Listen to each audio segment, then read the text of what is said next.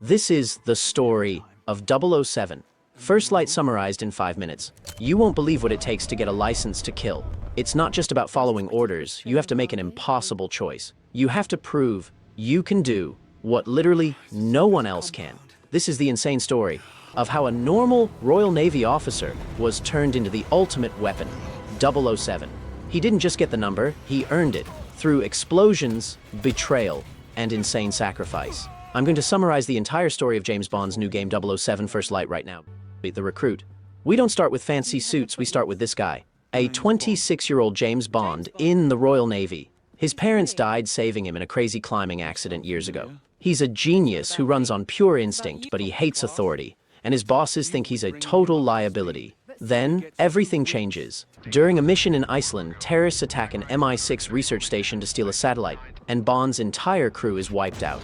His orders were to stand down, but he literally said no. He went on a one-man mission, saved the scientists, and was just an absolute beast. This was completely against the rules, but the new M at MI6 saw this and was like, I want that guy. So they pull Bond from the Navy and put him in this top-secret 00 training program. He's sent to a secret facility in Malta run by this super strict boss, John Greenway. He's the 7th and final recruit, which M thinks is a good luck charm. But this isn't school. The training is lethal, and it's designed to destroy anyone who can't handle it. The first mission in the conspiracy. For their final exam, the recruits get a real mission in Slovakia. Take out a rogue agent, 009, who supposedly stole government secrets. But the second they get there, a bomb goes off, killing 2 recruits and paralyzing another. It's complete chaos, and Bond finds clues that make zero sense. He realizes 009 didn't do it. He was set up to cover up a massive conspiracy. So Bond starts his own investigation and has to team up with this grumpy, veteran, MI6 agent named Greenway. At first, Greenway thinks Bond is just some dumb kid, but Bond's evidence is so good, Greenway can't ignore it. And what they find is insane. The guy behind everything is Sir Nicholas Webb, a tech billionaire who works for MI6. Webb built MI6's powerful quantum computer, the IA, but he secretly built an evil twin called Hyperion. He and his son Damien have been feeding MI6 fake information, framing good agents, and trying to pull off a secret takeover of the entire country's defense system.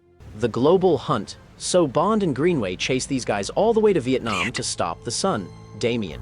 This turns into a non-stop firefight through resorts and crowded bays. It's absolute madness. At the end of it all, Bond finally confronts Damien, but it costs them everything. Greenway sacrifices himself to save Bond. In his last moments, he tells Bond his rebellious attitude is actually his greatest strength. Damien is knocked off a skyscraper and everyone thinks he's dead, but they never find the body, which is never a good sign. Bond is crushed, but more determined than ever. He follows the last trail to Webb's final hideout, a secret lab buried deep under the Antarctic. To even get inside, he has to team up with this French spy, Charlotte Roth. They fight their way through this insane high-tech base, and finally find Hyperion, the evil computer behind it all, the betrayal, and the climax. And just when you think they've won, everything goes wrong. Charlotte Roth, the French agent, was playing them the whole time. She wasn't working for the French government. She kills Sir Nicholas Webb herself and tries to steal the Hyperion data core for her secret boss. A crazy fight breaks out, and Bond barely stops her, but it triggers a self-destruct sequence that destroys the entire Antarctic base. Roth escapes,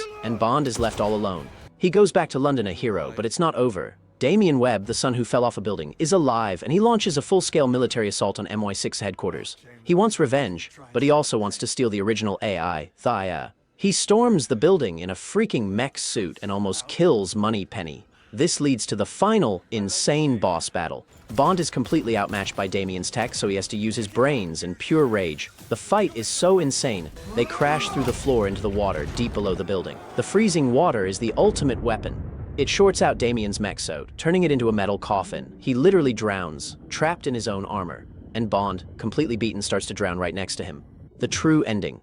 As Bond is literally drowning, a mysterious figure appears and pulls him out of the water. It's Isola, this mystery woman who has been saving him this whole time. She saves his life, but get this, she's not a friend. She reveals her true mission was never about the Webbs. Her employers, who we think are the evil group Spectre, wanted the AI core all along. With the evil computer gone, she steals the good AI, the right from MI6 headquarters and just vanishes. She basically leaves British intelligence completely blind, setting up an even bigger sequel. The conclusion? After all that insanity, Bond is cleared and M knows a bigger enemy is out there. In the final scene, they're at Greenway's grave and M officially offers Bond a spot in the 00 program. She offers him the number 001 to be the best of the best. But Bond, after everything he's been through, says no. He doesn't want to be the first. In honor of the 7 recruits who started with him, he asks for a different number. He asks for 007. The classic Bond music starts playing, the screen fades to black, and we get the most legendary words ever. James Bond will return.